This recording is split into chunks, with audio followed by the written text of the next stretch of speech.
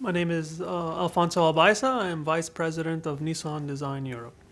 Design, in my life, in the beginning at least, it was how we communicated in my family, and my father being an architect and me being young and very interested in the creative process to go from a sketch to a building fascinated me, and I loved it. And today I have a similar experience with my design team, because it's not just how beautiful the car is. For me, it's the motivation that they have in creating it. My name is Martin Jelarik, and I'm a project lead designer here at Nissan Design Europe in London. They always tell you that design means solving problems in school. So it doesn't matter whether it's a car design or any sort of product or furniture or anything like that. It's basically coming up with a product that's very pleasing to the customer, not only aesthetically, but also makes their life a little bit easier. My name's Matthew Weaver, and I'm project lead designer at Nissan Design Europe. I think many people think cars are designed by computer and aerodynamics. So when I found out you could actually design these products as people design other products, it really drew me towards it. I have a passion for cars and design, so it's kind of an obvious choice, really. I'm Patrick Reimer. I'm one of the project lead designers at Nissan Design Europe. Design for me always has to have an aesthetic note to it. For me, making design is also creating beauty, not only new ideas, which is of course very essential, but also giving them the attractiveness that it needs to make a product desirable. Hi, my name is John Anthony Saz. The kind of official definition of design is the idea of creating a solution to a given problem. But throughout my years of working as a designer, it's more than that, I feel. It's about creating a certain life or kind of passion within a product. The location of Nissan Design Europe here in London is very unique. We have several studios around the globe, and our one specifically in London is in the heart of the city. London is the whole world in one place. The energy you get from all these different cultures, walking down your street, speaking many languages, looking in so many different ways, it gives you oxygen, gives you energy to create. By living in London, we're living in a sort of small version of our market. You see so many ideas that being a designer here, you're going to get inspired even if you're not looking for it consciously. The car designer, when he just jumps on the train or on the tube and sees the sort of unique array of people, how they dress, how they act with each other, how they use technology like iPhones or the next thing, it's quite interesting because it gives you a sort of glimpse of what people perhaps really want. To be honest, if punk's alive, it's really alive at the moment in London. Seeing people with flat caps and fluorescent trainers on and these kind of things really makes you think, should we still be designing to the moulds that we used to design to, or should we really shake things up a little bit?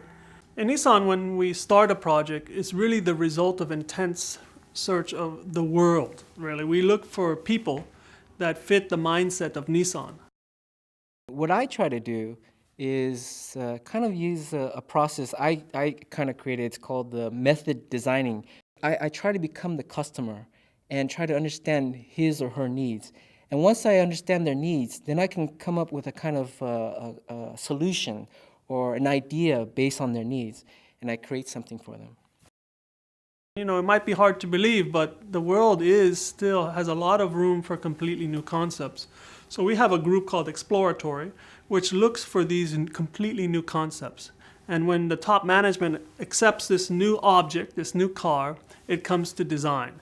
Sometimes our initial sketches are literally just little thumbnails on a back of an envelope or a beer mat even. And it's quite nice because it's the very beginning of this project, almost the embryo of a heavy engineered item.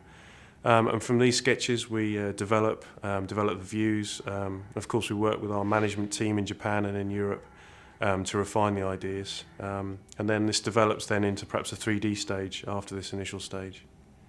We have engineering constraints right from the beginning, but very often as designers we put this behind us and start afresh, almost turn part of our brain off and loosely come up with ideas. They're sketching away all day long, and you walk by and you see something that you could not have imagined before. And then we all jump in. Everyone helps. We make models, computer and real models. And you just sit there and you're reminded every day about human invention. If you like, our design studios never close because of the time zones and where our studios are positioned, which is quite unique. So we're designing almost 24 hours a day. And then we also use very advanced technologies, especially at Nissan, which speed up our process. So we can get these very unique ideas to market very, very quickly. Going from an initial sketch to a finished design is usually, to a car in production is 3 years, and the design process is almost a year and a half. But very much at the beginning of the process, it's very much a creative exercise. Nissan's design ethos is quite unique. I think you can see that in our products. We have such a diverse range. Many of our competitors tend to adopt the sort of Russian doll approach where they have a theme and they make a small one, large one, off-road one. Our products, we tend to try and push the boundaries of each vehicle type. We look at the landscape, we look at the many different types of people, and we design cars that meet their needs specifically. So even though we are diverse and our products are very different, we like to bring in a thread of consistency so that it kind of holds the whole family together. It's the execution of surfaces and lines and graphics, and it could be something as common as just the graphics of the tail light or the graphics of the side window glass, and small things like that that maybe the general public doesn't really tune into, but somehow subconsciously links all of the models together into one brand. The Juke is for a young man who loves cars and really feels that in the automotive world there's no car for him. This outdoor kind of rally or small crossover feeling that is very automotive and crossover SUV-ish. The Cube, also the customer feels that there's nothing in the automotive world that represents them. So they look for this naive or innocent execution. And we looked at some things like SMEG refrigerators, these products that have an approachable, friendly nature to the surface. Now the similarities are, if you really look at some of the shapes. So when you see the two cars together, very different, but some smell, some hint that these cars come from the same family. We wanted to be inspired more by nature. And one of the ideas was to take the idea of the water dropping in the pond, creating these kind of harmonic ripples and creating this kind of harmony and peacefulness. So we try to use that within the interior. For the exterior, basically, we wanted to create a connection with the customers. And we thought, how do we do that? And one of the things that we discussed about was the idea of pets. People are connected to their pets. So we thought the idea of having a bulldog wearing sunglasses as the front design of the Cube creates that certain connection. And because the bulldog is not only cute, but at the same time, the bulldog has a certain confidence. So we wanted to have that charm, but at the same time, the confidence in the car. The Qashqai, the 2010 minor change, as we call it, is a good example of the ethos in the sense that we took an existing concept, an existing product that was very successful in the market, and the challenge was to basically improve it. Qashqai is targeting a sort of urban nomad audience, and with the introduction of the Juke, which is a sort of a younger sibling, it's important that they don't overlap each other. So it's a little bit older, a little bit more refined, a little bit more sophisticated. And I think the minor change reflects those targets. It's an authentic product because if you actually look at the car, you'll recognise perhaps the rear tail light lamps, a DNA from the Z car. Even the cabin has some GTR touches to it. So it's not like we just put this all in a bag and threw it out. The car's so unique that we had to add these elements to tie it back into our family. We got a lot of inspiration from underwater scuba diving, for example, and from a lot of sporty activity. One of the big features of the interior is this beautiful and metallic-looking motorcycle tank, which is stuck in the middle of the car. The Juke really is not shy about these kind of things. In the case of the Cube, it's kind of a standalone product, but it's very Nissan in a way. It's very Japanese, but it's also very functional, and that functionality shows through in its design. If you look at the Cube from the rear, it's a very asymmetrical design, but it's not a gimmick. It's also involved a lot of thoughtful thinking behind it.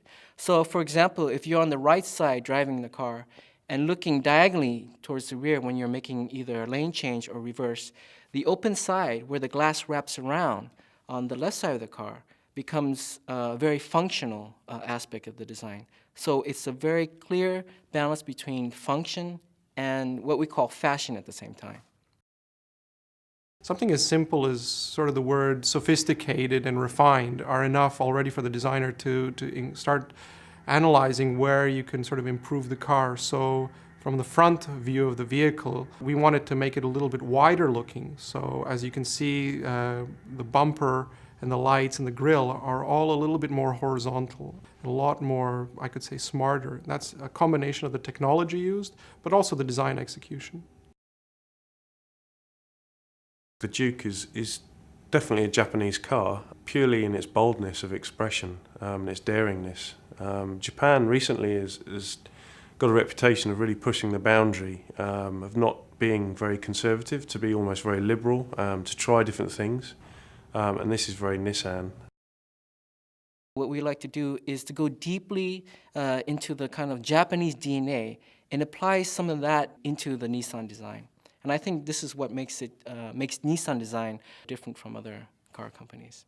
We're not trying to make products which just blend in and are pleasing, but we try to make products which really stand out, have their own character and a lot of individuality, which should be appealing to the customer.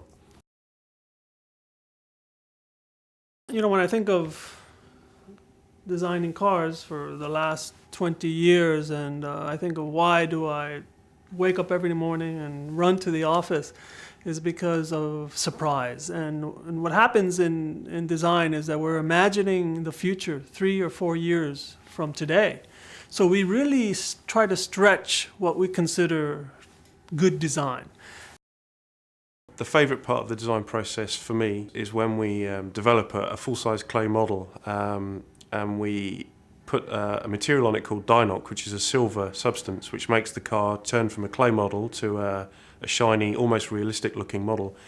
When we do this for the first time and we take it outside to view it in one of our secure viewing areas, when you actually see the car in real life outside, I think that's a really interesting moment. When you see one of your designs drive down the road, I mean, it's a nice reward for all the months of work that you've put into it, but it's also nice to have a tangible result from all the efforts. I mean, you come up with a sketch and it's, you know, it can be well received, but when you see it all of a sudden in metal, it's a real result to all the work that's been put into it. Right now, I think we are designing and producing much more aspirational vehicles. We're bringing a full range of products which people are climbing over themselves to get it. The Qashqai, the Juke, and the Cube. These cars are economical, they're affordable, but the key selling point is that they're attractive and they're provocative, and that's Nissan DNA.